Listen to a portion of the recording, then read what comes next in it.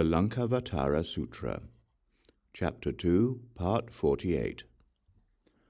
Moreover, Mahāmati, whatever exists is neither created nor does it arise from causes. There is no creator. Hence, whatever exists does not arise. And why, Mahāmati, does whatever exists have no self-existence? Because in the light of personal realization, neither individual nor shared characteristics can be found. Thus I say, whatever exists does not arise. Mahāmati, why is it that whatever exists cannot be grabbed or released?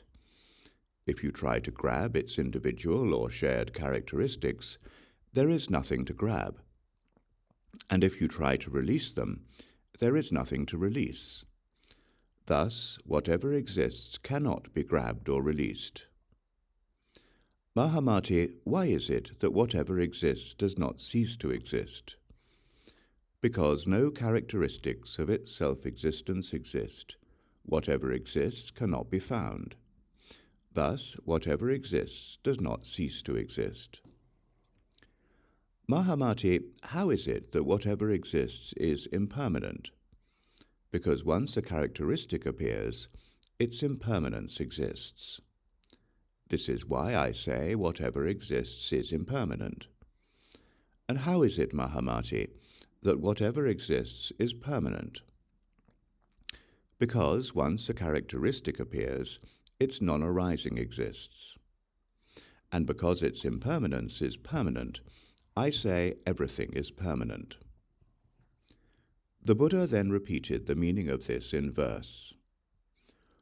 For refuting the views of other paths, I use 4 kinds of explanations: a direct answer or another question, analysis or silence.